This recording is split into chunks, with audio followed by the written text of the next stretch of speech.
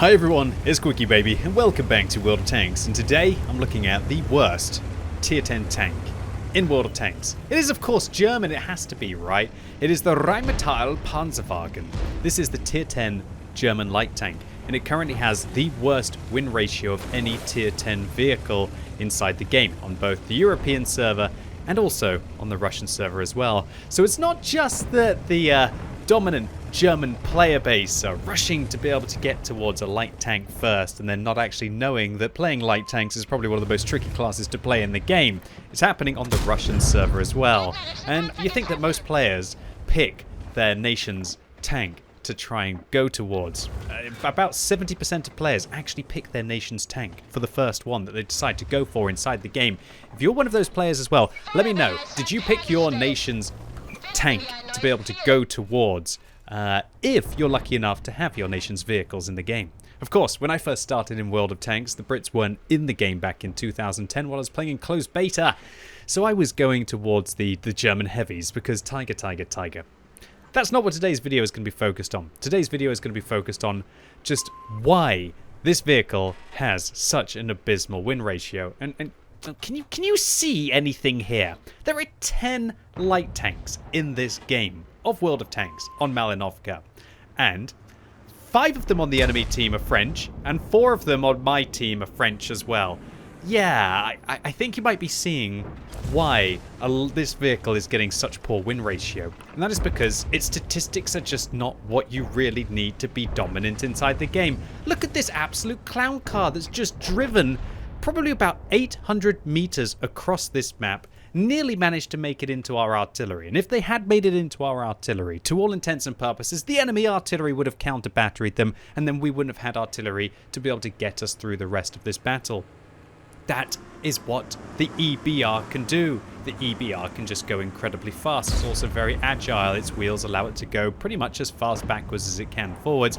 Well, that's really more of the tier 8 and the tier 9. This one does go significantly slower backwards than forwards, so you definitely want to be trying to go forwards in an EBR rather than backwards at tier 10. But it's still fast enough. That vehicle can go fast backwards as the Rheinmetall Panzerwagen can pretty much go forwards. But the real difference is that this thing's just so chonky, and it doesn't seem to have these magic wheels that be able to avoid shells. But quite often, one of the reasons why you're hitting the EBR's wheels, or you're managing to just glance and hit its gun, or manage to even ricochet off the vehicle sometimes, is because it's just so fast. And it's when you start to get above that kind of like 60 km/h mark to the 70 or even 80 and up to 95 like you can on the EBR, that the tank is just so challenging to hit. Combined with the camo as well. This vehicle has kind of almost medium tank-esque camo because it's an absolute chonker of a light tank. Whereas a lot of people can get up to about 45% camo rating or more on their EBR 105s, which is why they are the meta, and that is why people are playing them, because they are better than the Rheinmetall Panzerwagen, they are better than the Sheridan, they're better than the WZ1321.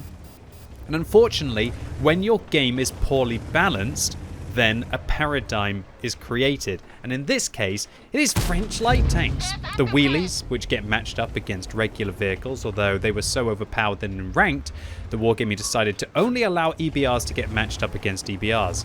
But of course, you've still got the T100LT, which is definitely the best all-round scout, I would say. I'd say it's actually better for scouting. All-purpose, not so much for the direct, like assault scout, that active scouting, but it does have that exceptional long view range. And now that Wargaming have nerfed the statistics of the EVR a little bit, I really think the T100LT is in the best position it's ever been. Of course, the AMX 13105, which is going to be top of the tree next week, and so of course I'm going to be featuring it on the Tech Tree Showcase tomorrow on Twitch, has that just amazing damage potential. And as I said in my video, which I think I released either in December or November, not quite sure considering I was releasing so many videos at that period of time, it is the most dangerous light tank, able to do that 1170 magazine burst, which this vehicle can only dream of. This one has 320 alpha damage. This one, its damage per minute isn't too bad at 2,133, but I really feel like on a vehicle like this, the strength is in its accuracy at decent distance Unless, of course, you're shooting a wheeled vehicle, right? And then you can crit it. I guess I hit the gun of the EBR-105 there. But it's really its accuracy that is the vehicle's strong point at .36. It has the best accuracy of any of the tier 10 lights. Its gun handling is also not too bad as well, which means that I will never use vertical stabilizers on any of my tier 10 lights, especially the T100LT. But hold that thought. Yeah, Jagdpanzer 100, I'm not taking any chances against that. I would rather dive into the water. I know I can manage to get myself out of that position, but I'm not going to be able to return the 1,050 damage that Jagdpanzer would have done to me. So, another clown car down in the form of the EBR-105. Great result for the Rheinmetall Panzerwagen. And while, look, I have had a great luxury in this game. Do you know why? Even though we spawned in against 5 of the meta light tanks, with 4 meta light tanks on my team and me, this game didn't just go incredibly quickly. This is a luxurious situation for the Rheinmetall Panzerwagen. And trust me, for every game that you see like this, where we can take our time to allow the game to develop, to let all of the Muppets kind of kill themselves early, and then start to use my knowledge of game mechanics to start to outplay the enemy and grind them down, there's at least 2 or 3 games where you play this vehicle and you just end up getting grinded by vehicles that are just better than it in the stereotypical 3 or 4 minute length games that I don't know about you, but seem to be becoming a lot more customary inside World of Tanks, and definitely a lot more frequent. And a vehicle like this, yeah, you go and try and play the Rheinmetall Panzerwagen in a 3 or 4 minute game against something like a T100LT or an EBR, and I can tell you it's not going to go very well. There is a reason why this tank has 46.5% average win ratio on the European server. The next worst tank is the Sheridan, which has about a 48% win ratio. So for this vehicle to be losing 1.5 more games out of 100, then the next worst tier 10 tank is just simply outrageous balance. And I have no idea really why Wargaming don't jump on the opportunity to really make this thing a worthwhile play. Alright, so I make myself a bit of a misplay there, and I shoot the Leopard, but I guess I didn't go quite far enough behind the bush from either the Jagdpanzer or the Leopard, and I take a couple of taps. But I really felt like I had to deal that. And also, let me also talk about something that I didn't quite notice, and that is the Leopard on my team decided to ping my location, as if I wasn't scouting enough. And so I pinged the Leopard as well, and I proclaimed ping wars in the chat. But now I actually thank the Leopard because they got me out of a little bit of trouble. Maybe the Leopard realizes that, hey, maybe this Rheinmetall Panzerwagen is actually trying to help being in the position. They're not just camping and they're not doing anything, right? A little bit of sass, right? When somebody pings you when you're absolutely sweating inside this kind of counter-meta war, that, yeah, maybe like my tempers can be a little bit frayed when you're in a situation like this. Talking about tempers being frayed, well played to the T92 for taking that blind fire. Not only has the T92 already killed 3 tanks on my team, but they're also managing to blind fire me in that bush. So in this situation, when you're playing against the Jagdpanzer 100, it's about making sure that you don't get randomly blind fired, but also I want to try and take my chances against the Jagdpanzer's weak point. So this, you might be quite confused as to how I'm actually spotting this Jagdpanzer here, even though I'm not fully going into the bushes, and that's because on my Rheinmetall Panzerwagen, I like to set this thing up as the master of view range, especially at good distances. I have coated optics on this vehicle, I have vents on this vehicle, which makes everything about the vehicle better, but I also am using a commander's vision system inside the vision slot of this tank. And so that gives me something outrageous, like 540 or 550 meters view range in this tank. And when you combine that with a commander's vision system, you can see through bushes against large vehicles like the Jagdpanzer, and they just can't see you. And so it allows you to do some absolutely outrageous things. The commander's vision system is definitely one of the things that came in from Equipment 2.0, which gave life to the light tank players who know how to use them and who are willing to use them. Now, of course, you have to make sacrifices to take equipment like that. For example, I don't have the gun rammer, so my already poor damage per minute has got worse.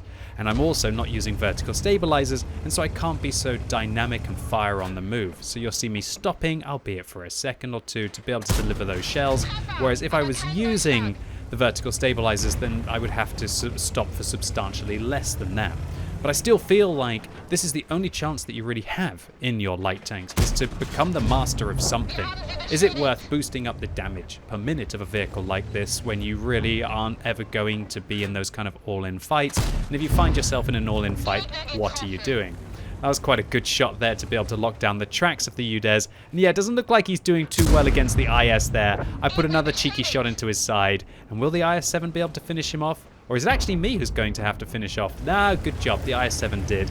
I was thinking, how is my vehicle actually going to manage to reload that much in time to be able to shut the tank down? But that definitely wasn't the case there. And so it's just no wonder why, firstly, nobody's playing these tanks. And secondly, when they do, they're losing the majority of their games. It required me to do some quite substantial try-harding in the Rheinmetall Panzerwagen, and not just jump into something like an EBR, to start to actually get my win ratio up to a decent enough level. For a while, even I was at, well, now even I sound so pompous when I say that, but look at it like this. I don't have any tier 10 tanks in the entire game where I wasn't able to achieve 50% win ratio. And I think it was definitely probably quite a lot of tilt. I think I was kind of, yeah, getting very frustrated playing this vehicle, and I wasn't playing it to its strengths. And I can tell you that you have to have a lot of patience when you're playing the Rheinmetall Panzerwagen. And so I dipped below 50% win ratio in this vehicle. It felt like the apocalypse. And I know how a lot of people must feel when they're getting those new tanks and for some reason they're just not working out. I've managed to recover it, however. A lot of that has come down to just using the correct crew skills, using the correct equipment, but also, importantly, just knowing that you have to sit on the fringes, let the meta tanks that we saw a lot of in this matchup go and do stupid things. More often than not, they're going to get themselves killed. And really, it's your only chance to be able to shine inside the battle is to hope that they get themselves killed so that then you can use your knowledge of game mechanics to actually make the difference and then start to make those wins inside the vehicle. And I'm proud of the 52% wins overall that I have in the Rheinmetall Panzerwagen, and it's always one of those tanks that I do take out onto the battlefield when I'm feeling that I just want to be the underdog. It's something that I've always enjoyed inside video games, and also especially in World of Tanks. Sure, you can go and play your Object 279E, you can grind through the whole of the enemy team, you can be picking up high calibers left, right, center, you can manage to get top guns at a whim multiple times per evening. If, of course, you still bother to play right inside the tank. But there's something truly special about going into a vehicle like this and just breaking the meta. And this was one of my favorite games so far of the year where, you know, you've got into a game with 10 light tanks. That's definitely not what you want to see. And you're the only one that isn't French. But surviving for just long enough to start to play it cool is the only way that you're going to make this vehicle work. Now, let me clarify something. I am not telling the World of Tanks player base, your only chance is to red line in the Rheinmetall Panzerwagen. No, that's going to also make you have a terrible win ratio as well. But unlike the more powerful light tanks, this is definitely one of them that instead of going and just jumping straight into the bath, you definitely want to dip your toes in a few times to make sure you're not about to scorch your... Yeah, let's not go there. So successfully breaking the meta here, we pick up a Pascucci's medal for taking out those 2 self-propelled guns and a patrol duty for doing a fairly small 3,200 spotting. And look at the damage that we had to deal. Yeah, for some reason, my team wasn't really focusing on the spots that I was giving them. Maybe they were focusing more on what the EBR was providing them. Nevertheless, 4,550 damage is a great result for the Rheinmetall Panzerwagen. I also like to give a shout out to Buzzka in the Leopard on my team as well. I gave you a little bit of stick. I gave you a little bit of sass back when you were pinging me, where I was at the front pretty much sweating in the bushes with a Jagdpanzer in front of me. But it was an absolute pleasure to work with you and to take down this round on Malinovka. And so Wargaming, if any of your balancing department are watching this video, look, I'm not an expert in statistics. I'm sure that you all have a lot more resources at your disposal. But even I can begin to see that something is a little bit skew-whiff here with the statistics of the Rheinmetall Panzerwagen. If we round the win ratio percentages, this is the only one that is below 48%, and by a big margin, nearly 1.5%. It's the biggest differential on any tier 10 inside the game. And please, Do something to give us light tank lovers, and especially us tier 10 German tank lovers, a reason to play this vehicle. Because otherwise, more often than not, yeah, you're going to be seeing 9 French light tanks in your games and 1 German pretty much crying in the bushes. Anyway, ladies and gents, boys and girls, that was it for today. I really hope you enjoyed this video. If you did, give it a thumbs up. If you hated it, give it a thumbs down. And are you surprised that the Rheinmetall Panzerwagen has such a pathetic win ratio inside World of Tanks? Have you ever played this vehicle? What would you compare the experience to? And I'm sure the comment section is going to get very interesting if I ask something like that. And as always, thank you so much for watching. You've been epic, and hopefully I'll see you soon.